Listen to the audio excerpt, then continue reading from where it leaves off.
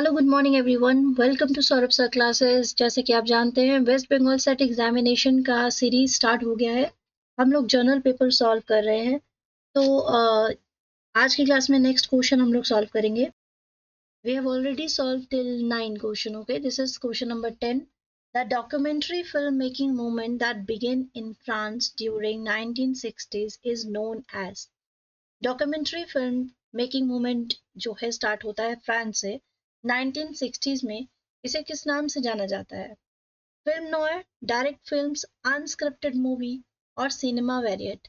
मैं जानती हूँ कि कुछ क्वेश्चंस ऐसे आए थे जो कि बिल्कुल मतलब it's not connected to your course, but still journal paper means they can cover all the information related to the media और मल्टी फील्ड्स। तो उसी में से एक क्वेश्चन ये भी था। पहले तो ये मोस्टली इंडियन मूवीज और इंडियन मीडिया से कनेक्ट करके क्वेश्चन पूछते थे। Now they asking about the friends, ठीक है।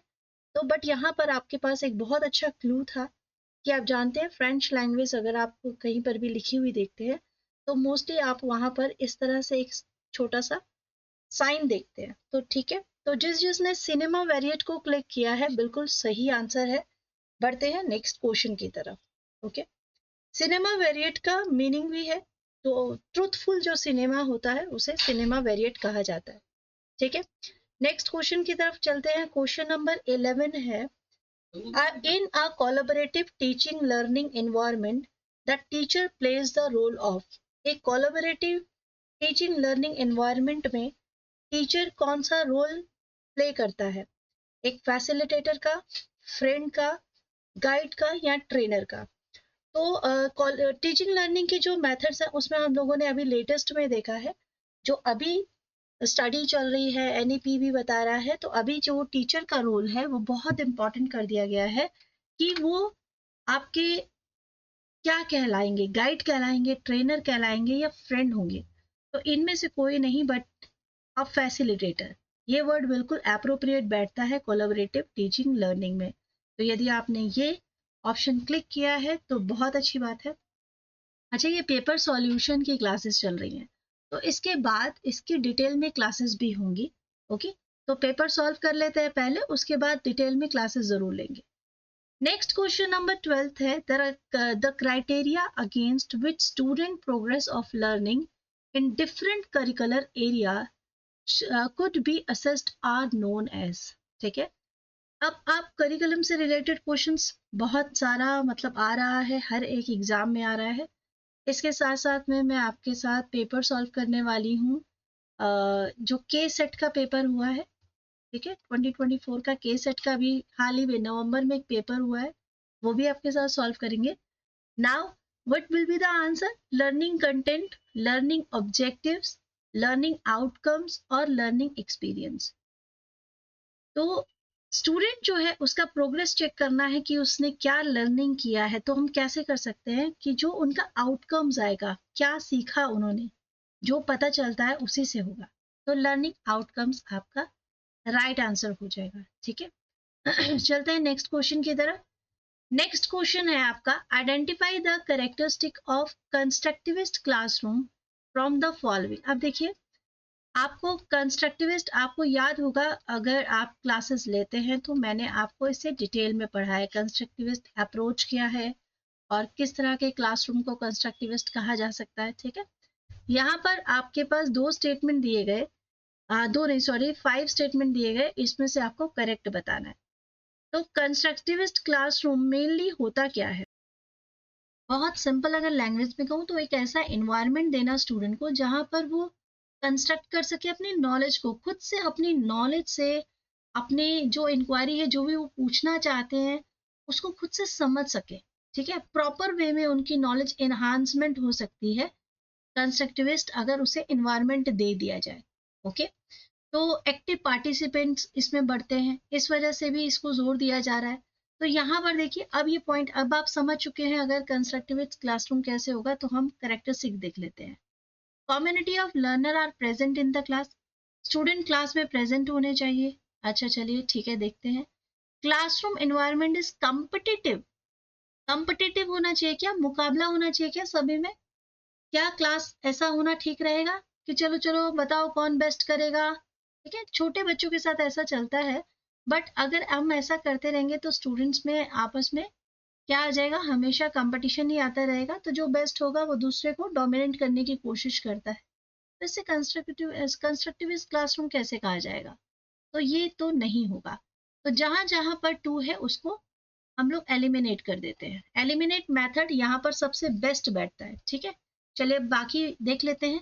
क्या कोई ऐसा ऑप्शन है जो हर एक उसमें मिलेगा आपको ऑप्शन में? ऐसा कोई ऑप्शन नहीं है, तो ठीक है आगे बढ़ते हैं।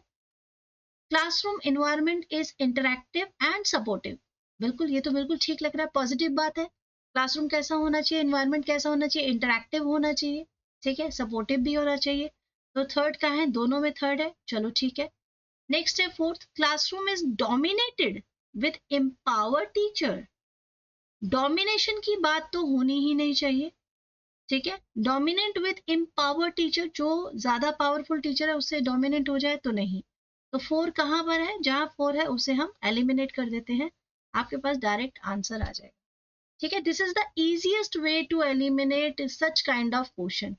ओके, आई होप ये आपको क्लियर हो गया होगा। This question is really important और आपकी नजर में इस क्वेश्चन को जरूर रखो, क्योंकि अगर जिन स्टूडेंट का अब नेट एग्जाम होने वाला है उसके लिए भी ये बहुत ज्यादा हेल्पफुल होगा। In the context of students appraisal, परख स्टैंड्स फॉर। तो यहाँ पर परख की फुल फॉर्म पूछी गई है। ठीक है, परख क्या है? तो बेसिकली परख क्या है, एक प्रोजेक्ट स्टार्ट किया गया था जिसका काम क्या था, ये चेक करना कि स्टूडेंट्स जो हैं उनकी एजुकेशन कैसी चल रही है। ठीक है, इससे हम ये भी समझ सकते हैं कि परख जो है एक राष्ट्रीय सर्वेक्षण की तरह एक सर्वे है। ठीक है, जो एसेस करता है, जो लर्निंग आउटकम्स देखता है ग्रेड 3, 6 और क्लास 9 के स्टूडेंट्स की।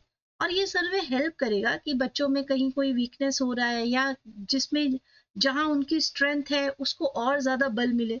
ठीक है, अब जो परख इसमें अभी लेटेस्ट में ही 4 दिसंबर को परख हुआ था, इसी वजह से ये क्वेश्चन भी आपको मिला है। ठीक है, तो यहाँ पूछा गया है परख की फुल फॉर्म क्या है। तो performing, accelerating, reviving, spring and knowing humanistic approach. ठीक है, जहां पर भी ये ह्यूमनिस्टिक अप्रोच मिले तो ये वर्ड बहुत ही ज्यादा पॉजिटिव होता है।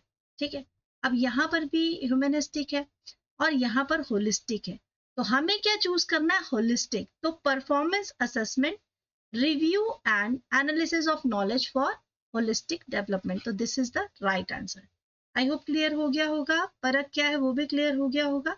ठीक है, this is another very very important question. ठीक है, इसको जरूर आप लोग समझिएगा।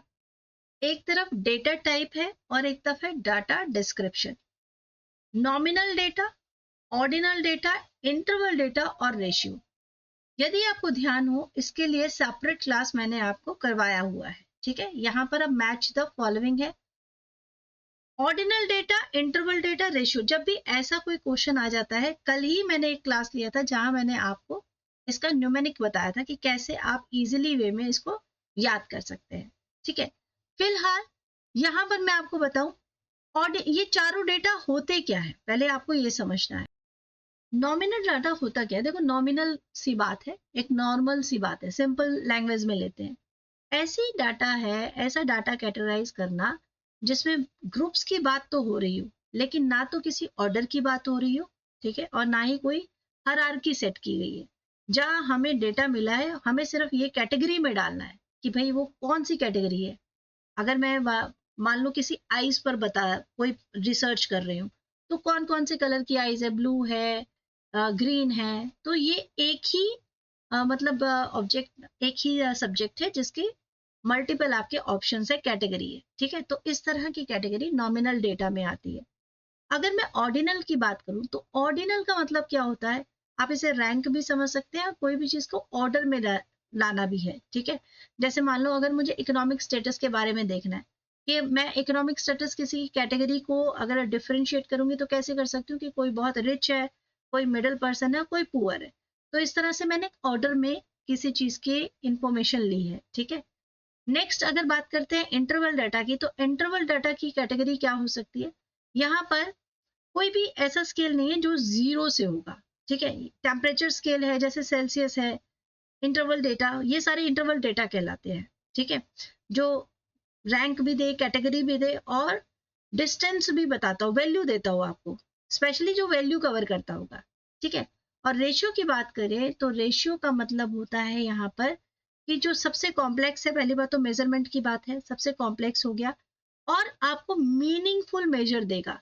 जैसे आपको कुछ भी सब्ट्रैक्ट करना है, ऐड करना है, कोई भी आपको सपोज हाइट की बात करते हैं, ठीक है, किसी चीज की हाइट की बात करते हैं, तो ये डेटा जो है आपको न्यूमेरिक में मिलेगा। ठीक है, आप इसे लेकिन नेगेटिव मेजर तो नहीं कर पाओगे ना, आपको कोई ना कोई नंबर तो चाहिए, तो ये हो जाता है रेशियो डेटा। अब यहाँ पर मैचिंग की बात अगर करें तो ऑर्डर से ही, सबसे पहले ऑर्डिनल डाटा से ही समझ लेते हैं। तो बी जो है वो ऑर्डरली अरेंज करा जाएगा, तो ऑर्डिनली डाटा। ठीक है, और नॉमिनल डाटा हमने देखा था कि ये मैथमेटिकल ऑपरेशन नहीं होता है। इंटरवल डाटा अगर देखें तो ऐड भी कर सकते हैं, सब्ट्रैक्ट भी कर सकते हैं, बट मल्टीप्लाई और डिवाइड नहीं होगा। और रेशियो की बात करें तो यहाँ पर न्यूमेरिक आपके पास पूरा डिटेल होगा, तो यहाँ पर आप ऐड करेंगे, सब्ट्रैक्ट करेंगे, मल्टीप्लाई करेंगे और डिवाइड भी कर सकते हैं, बिकॉज दिस इज रेशियो। ठीक है, तो आपका सही आंसर क्या हो जाएगा? बी राइट आंसर हो जाएगा। आई होप अब आपको ये क्वेश्चन क्लियर हो गया होगा। ठीक है।